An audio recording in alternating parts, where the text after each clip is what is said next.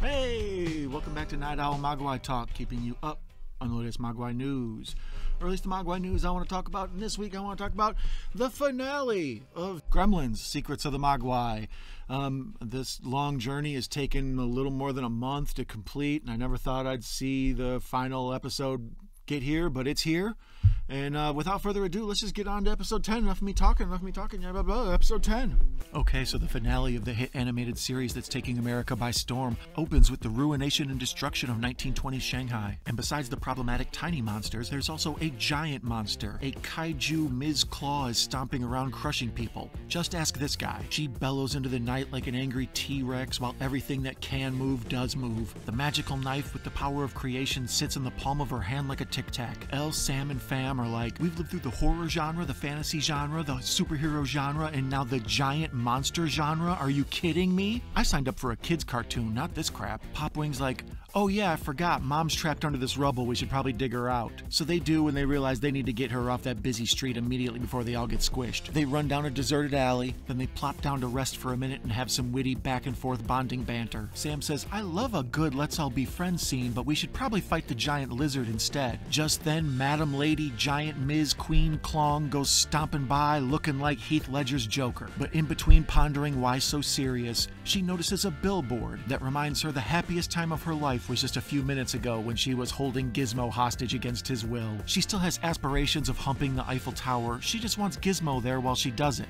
and while she humps the Statue of Liberty as well. Basically, she's got a Gizmo fetish. She needs him there to get off. So having this breakthrough in her sexuality, and with no real stalker laws in 1920s China, off she goes to find Gizmo. Good luck, buddy. Gizmo decides to get proactive and says, let's go get her first. Sam's like, yeah! And Elle's like, well, I guess the story will never end if we don't. Ma and Pa Wing are like, well, hey, come back so we can all be a big happy family at the end. And Elle says, thanks. On your way back, if you get into trouble, just blow this. Tell them Elle sent you. Sam and his family hug one last time. A lot of hugging in this show. A lot of hugging. And off they go running into the burning streets like the Avengers. And the credits pop up to remind us all that was just a cold open and this is going to be an adventure.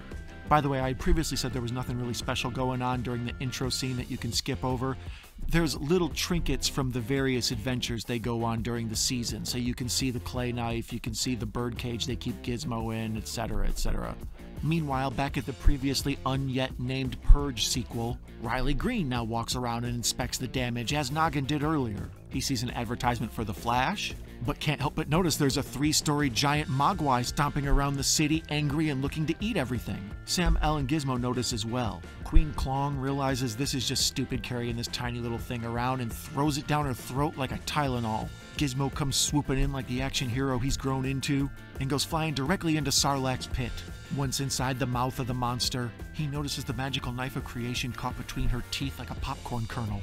Having just swallowed a laughably tiny knife and a small fur ball, she needs a drink. So she grabs the water tower off the top of a building and tries to wash it all down. The problem is 3 angry Mogwais are also hanging onto the water tower and go down her gullet as well. Once in the whale's belly, they see Pinocchio poking around and start attacking him. Gizmo starts bopping around towards the back near the tonsils, and it triggers the gag reflex. Out everybody goes! Gizmo and the knife, covered in saliva and God only knows what else, land on the roof safely, I don't know how, and Lady Claw feels that something is different. And in this heightened moment of tension, we do what? Cut away! That's right, we cut away! We see Ma and Pa Wing approached by gremlins on a bicycle. The bike gang slowly circles Ma and Pa, building tension and terror, until Pa pulls out the magic whistle and blows it. It's just a soft little but that's all it takes for a hatchet to rain down from the sky like Sin City. The villainous kids from Hostel 2 show up and engage the gremlins in the street gang battle from the Beat It video. Look at that 85-pound tabloid baby. These gremlins are in trouble. Since it appears this sitch is handled, we see Sam bounding from rooftop to rooftop like Daredevil trying to track down Gizmo and the magic knife. But we see the first place finisher in the race to rescue Gizmo and get the knife is Riley Green.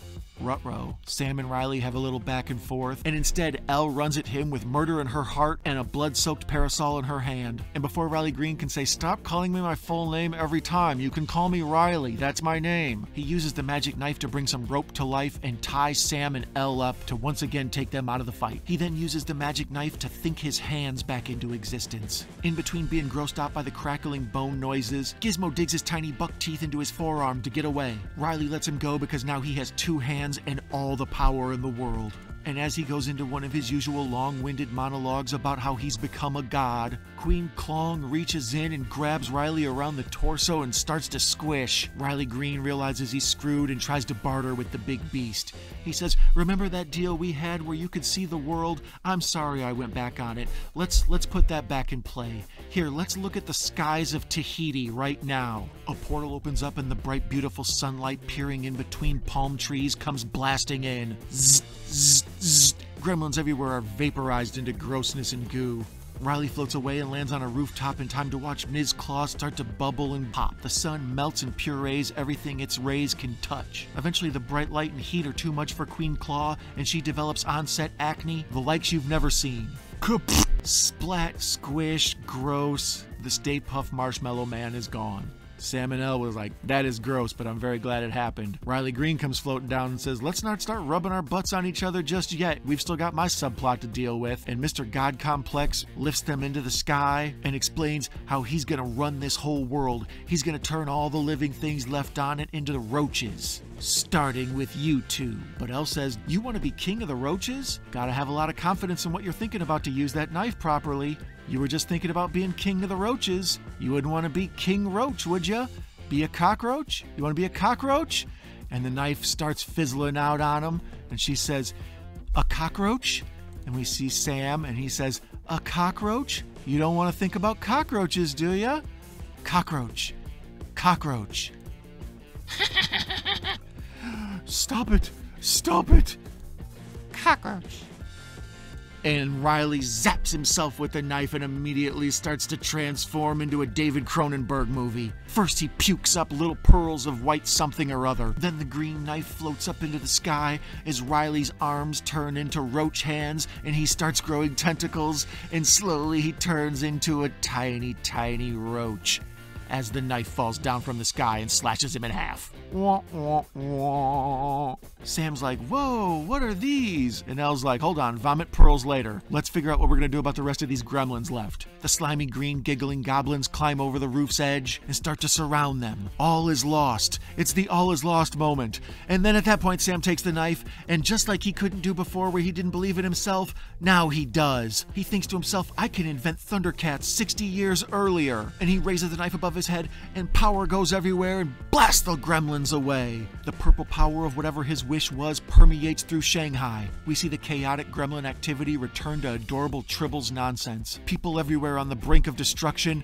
are saved by aw. Even the baby with the 2-pack-a-day habit has to take awe at how adorable these Ewok Mogwai are. Even Snout's rowdy ass turns back into being cute. Elle and Gizmo notice Sam is starting to get too white while using all this magical power. They're afraid he's gonna redline and explode. The fear in their hearts start to bubble over to the expression in their eyes. "Sam, don't.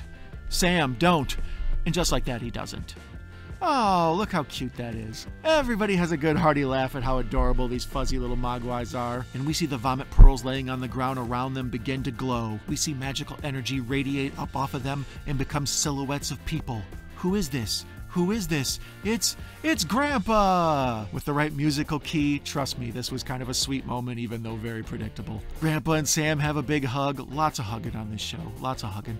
And the wacky little Tribble gremlins are like, "What in the hell are these?" As the other glowing magical pearls transform into Riley's old chef, and the guy who taught Riley how to do pearl magic, and the woman who taught Riley how to sing. And then Elle comes to the conclusion that Riley was even worse than a bandit, and they're the worst. But out of all the people who were turned into pearls and swallowed, we see the last one has a giant snake tail, and in his adorable voice, Gizmo says, "Nwah!" and runs up and gives her a big hug. A lot of hugging on this show, a lot of hugging. And as Elle learns the backstories of the puke pearl pod people, Sam gives a quick synopsis of what has happened over the last 10 episodes to Grandpa and blows his old mind. Nua starts rounding up Gizmo. We cut to a short time later where she's ushering them all through a portal back to the Valley of Jade. And as we see order return to the universe and the Mogwai going back home, we see Sam offering Grandpa a chance to go on a magical adventure onto the Valley of Jade. And he says, "When I was swallowed inside that pearl inside Riley Green, all I wanted to do was be home with my family." And they all give each other a big hug because there's a lot of hugging on the show. And then Elle and Nua give each other the "you're not so different, you and me" look. And before our hero Gizmo can depart, Elle and Sam have to run over and give him a big hug because there's a lot of hugging on this show. And we see Gizmo do his adorable trademark waddle as he wanders back to the Valley of Jade. E.T. go home. But he stops and turns and looks over his shoulder and waves one last time with his eyes welled up full of tears. And everybody's like, oh, we're going to miss you too. I wish we could hug one last time because there hasn't been enough hugging on this show. And Gizmo appears to be emotionally wrecked, so much so that Nua, in between the DT shakes brought on by newfound sobriety, can even notice. So she says, do you want to go back? And he says, yeah. And she says, well, maybe it's time for humans to have one more chance at the Mogwai challenge. And Gizmo goes running back, and you know what we get? That's right, a hug. And everybody smiles and hugs, and the portal closes, and all the Mogwai except for Gizmo are safe back in the happy little green butthole. Then we fade to a short time later, when all the fires have been put out and insurance claims filed. We see the now restored Wing Family Medicine Shop, with all of our family intact, happy and loving, with a new adopted delivery girl. Elle and Ma Wing seem to really develop a bond. I can relate to Elle. I've also bonded with Wings. So as everything ends as happy and peachy as can be, we cut to the port where a ship is taking off. Deep in the belly of the boat, we see Noggin wearing the magical ring so he wasn't changed back or forced to go into the portal. Another loose gremlin exists as the boat slowly sails off to San Francisco, waiting for Season 2. The end of Season 1. I'm pleasantly surprised with this show. I liked it a lot. It had its ups and downs. I really didn't like, what was it, episode 6, but all the rest had a lot of, good moments, and there were certain things that were high points, a lot of good, subtle jokes, a lot of good broad jokes. It was funny, overall enjoyable. I'm not sure I would expect all fans in this genre to watch this show, because it's a cartoon and it is at times primarily geared towards children. But however, I liked it a lot. I would recommend it to someone if they are into this type of thing. Anyways, let me know what you liked. Did you think it was a good show? Did you like it? Did you enjoy the recaps? Would you watch this show? Would you tell a friend? Did you just whatever, man? Give me your thoughts, your thoughts. Share them with me. You know how this goes. Anyways, thank you so much for watching. I'll put the playlist here, and then why don't we put? Let's watch The Thing together. You guys ever seen The Thing? John Carpenter, The Thing. It's good, right? Yeah, let's watch The Thing. Let's put The Thing right there. It never ends. I'm so sorry.